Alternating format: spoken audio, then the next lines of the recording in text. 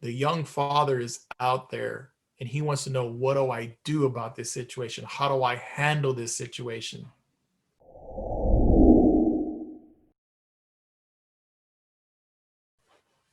One of the things that I wanted to talk about was uh, in working with fathers, especially around this time, the difficulty that I found that fathers were having is that mothers were not, and it might have been prior to the holidays, but I guess this is at least the feeling I got. I've never been through this, but at least the feeling I got was that mothers were not are not allowing the fathers to see their children.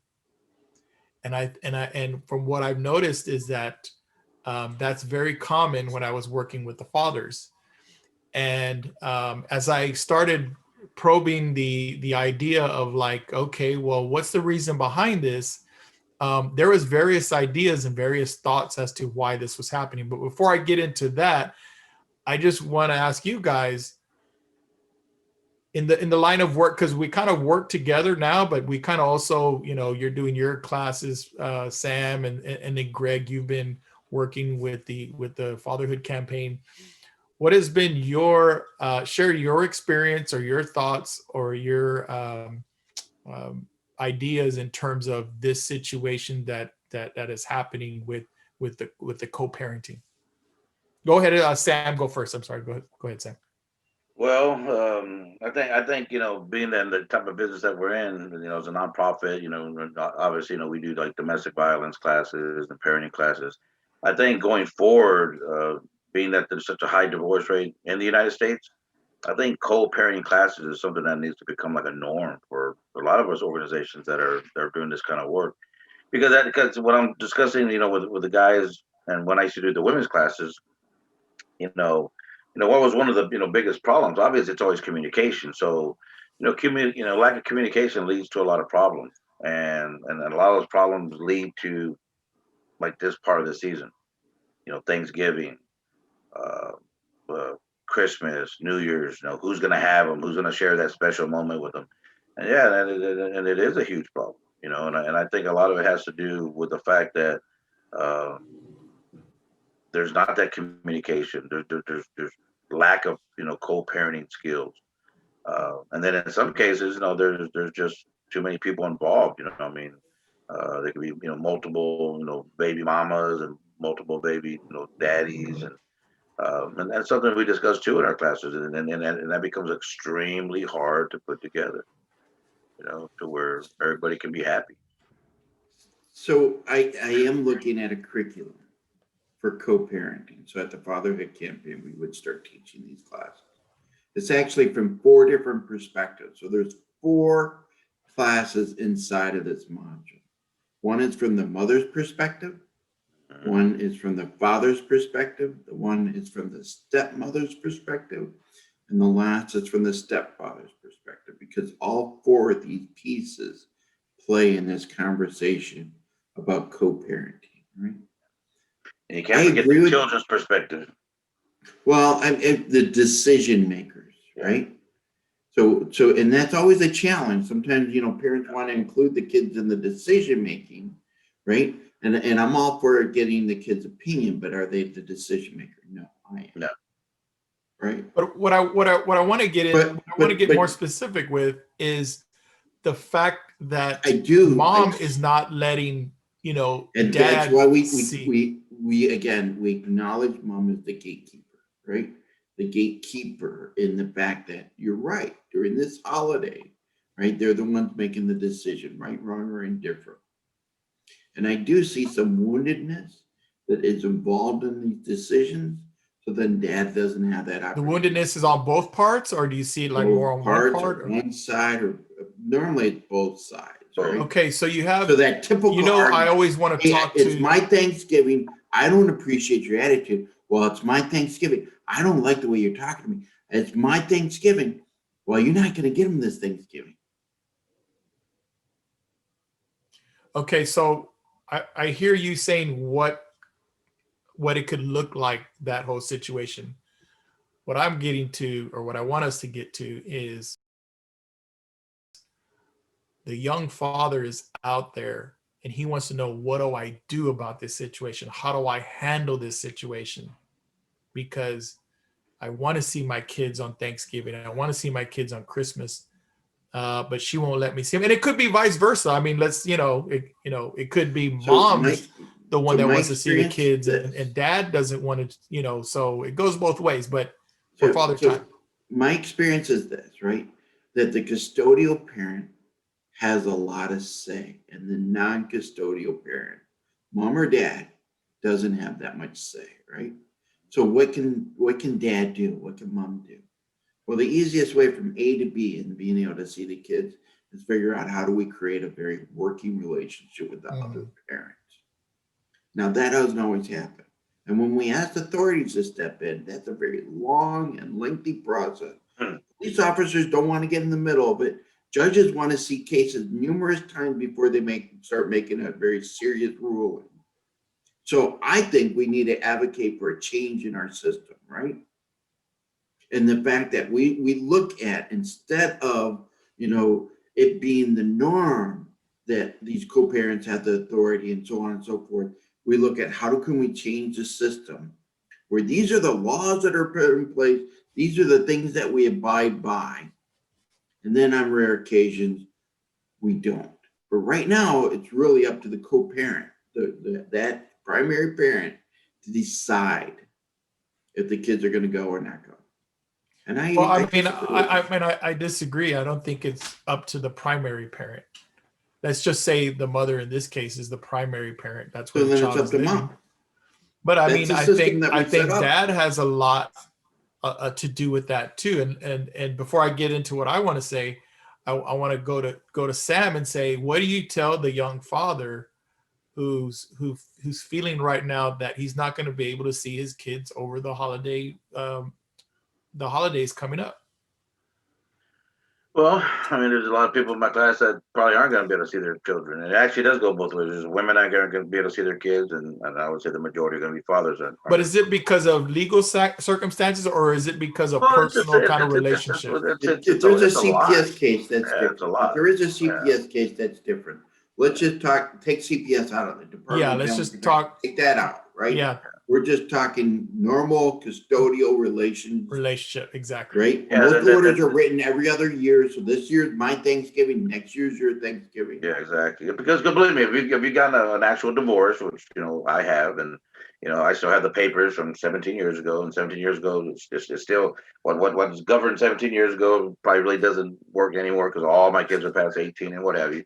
So now they can do whatever they want. But during that time where that paperwork is involved, I mean, then you really want to follow it. But really, when it comes down to, guys, in the very end, it's just people acting like adults, But okay, so what do you tell the young father? No, what's what I'm not saying. Going to see what do you tell him to do? What does he do? Yeah, so that's what I'm going to get to. So in other words, whether the law says, okay, in 2020 the mom has it, in 2021 the father has it, and then for whatever reason, mom and exes are having problems. Well, I'm not going to give the kids to you this year. Well, but you're supposed to. So the thing is this. Well, let me touch on that real quick, Sam. What are some reasons that you might have heard, or what are some reasons you think the primary parent doesn't let the secondary parent see the children? What are some reasons that are coming up? And you can go. The majority is because the other person is with somebody else. And I always tell them, hey, well, there was somebody else because you guys couldn't get along. The thing is that if it bothers you that much, then you should do whatever you can to try to what's the word I'm looking for, to resolve your conflict. Well, yeah, resolve your conflicts and come back together. That's what you want. But if the person is a repeated adulterer, I mean, that's something you have to look into. But then again, the thing is, I just tell people, hey, man, just act like civil adults. The obvious thing is this: your child needs both of you. And the only way they're going to see both of you, and they're going to get a part of both of you, and they're going to be a part of both of your lives, is that the two of you have to agree to that. And whatever things aside, no matter how many times that person slept on around or you, or how many times they lied to you, or how many times they tell you the truth, or whatever it might be. you got to put those things aside for the betterment of your children, because your children deserve to have both.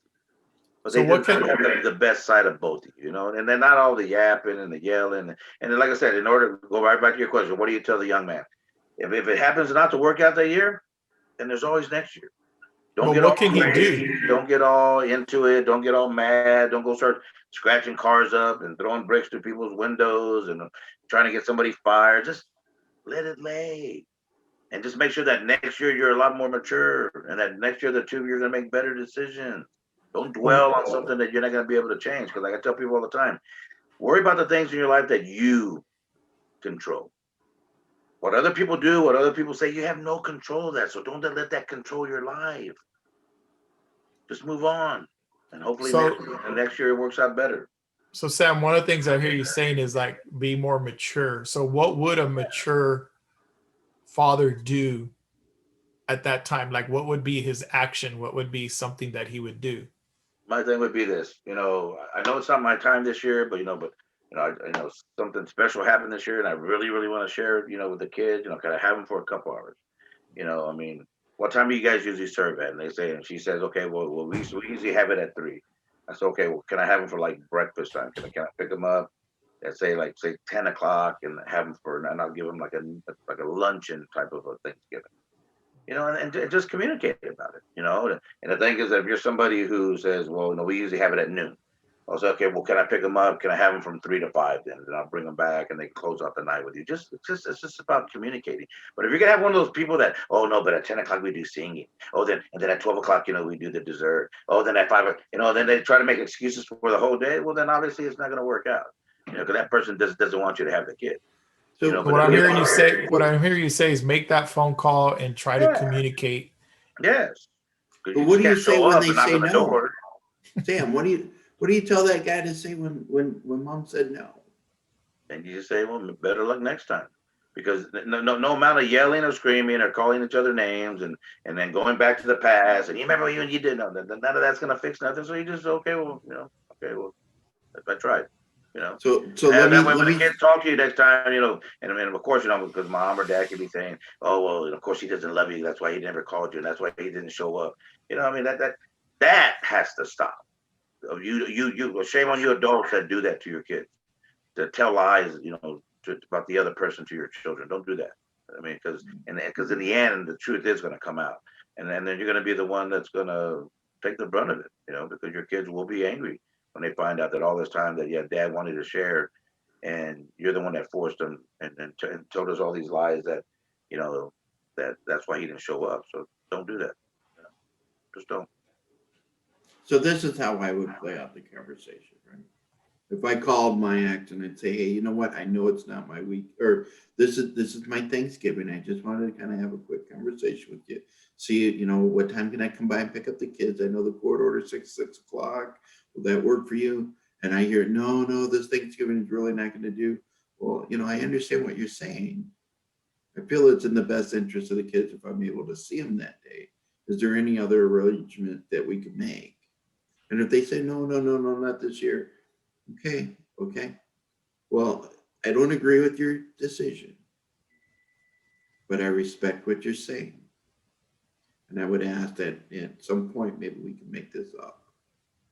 Until then, I wish you a happy Thanksgiving. And please do tell the kids that I love them. Click. Right? Perfect. Just like that. That's how they all should go. But unfortunately, they don't. Well, no, because we're wounded. Yeah. Yeah. Right? And think about it, because I've been in holidays without my kids. I don't think about those holidays. I think about the holidays that I had with my kids. Always, right? So what do I tell that young father? This year might not be that year that you have them, but there's going to be years that you do. And when you're older and you're looking back on life, it's those holidays that you're going to remember. True. And I think what I want to kind of end this is with that idea that Greg said that the people are hurt. Somebody's hurt. Now that hurt can also turn to fear, or it might be fear, or and then it turns to kind of anger. And usually, from what I know, is somebody's angry, and it's usually the parent that has the child or the children. The reason they don't let the other parent, let's call it the secondary parent, see the child or children is either there's a fear of something, something might happen to the kids, or they're angry, and the anger goes back to kind of what Sam was saying, is the other partner, the secondary parent, has kind of moved on in a relationship. Now, sometimes that relationship may have started while they were together, meaning like there was some fooling around or something. And so you still got that primary parent that's very upset and very that angry. Bad taste in their mouth. Exactly. So they're very upset and very angry. And so with time, I think going back to what Greg was saying, or adding what Greg was saying, is that communication of kind of saying, hey, I'm sorry. I'm sorry for what I did to you. However, let's move on from that, co-parent, and for the benefit of the children, let's both be part of their lives. I think the key is that when the angry parent may still be angry, not to fight fire with fire, just to kind of like back off and just say, okay, what can I do to heal this relationship? It's maybe romantically it's not going to get back together, but we can co-parent. What could I do? And that's what you guys were saying, was like communicate. Something else I want to add, and I want to share a quick story, is I had a mother in class, and she came to the group, and she straight out said, no, he's not going to see the kids. I don't care, blah, blah, blah. And so me being the father advocate, so to speak, I said, hey, you understand that you're not hurting him, but also you're hurting the children because they don't have that time with their father. But I'm just kind of curious, why, what would make you so angry, or what brought you to that decision? And this was very, very interesting, which I think is very, very important in this session, this video. She said, one time he came over to pick up my son. And when he took my son, about 5 hours later, 6 hours later, he called me, and he was angry. He was getting upset with me. And he was basically saying something like, where's his socks, and where's his underwear, and how come he doesn't have his food, and where's his bottle, all this kind of stuff. Like, he was getting after her for not having that stuff in the bag and not having it prepared. So her response was kind of like, her response was, he is the father. He should have that stuff at home already. Like, how come he's putting it on me to have that stuff ready? And then, and it dawned on me, like, what's happening is that parenting is the responsibility of both the father and mother. And if you want to have that moment with your child on their birthday, on Thanksgiving, on Christmas, then you have to carry your part of the responsibility. What does that mean? What that means is, if you're over here and she's over here and you're co-parenting, you have to have clothes for him. You have to have food for him. You might have to have a room for him. You might call her and say, how is he doing today? How is he doing on his homework? How is he doing? Does he have a doctor's appointment? Can I take him? Can I do this? Can I do that? I think that's one of the big challenges also. And that's one of the things that I'm trying to share with the young fathers, is that you got to take part in that responsibility of raising a child. You just can't be over here hanging out with your friends or with your new girlfriend and working and letting her do all the work. And then all of a sudden, when it's Thanksgiving time and it's Christmas time, hey, I'm going to pick him up. No, you're not going to pick him up. Why are you going to pick him up? You haven't done anything. You haven't put in the time.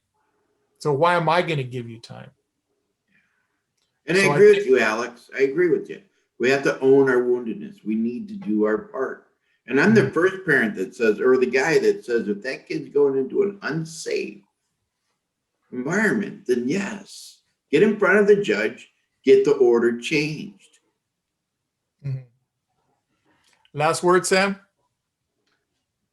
Just do the right thing. Do the right thing. Take the high road. And instead of thinking, and as parents, instead of thinking about yourself, think about your kids. Oh, yeah, absolutely. All right. Thanks, guys. Peace out. We'll see you all next time on Father Time.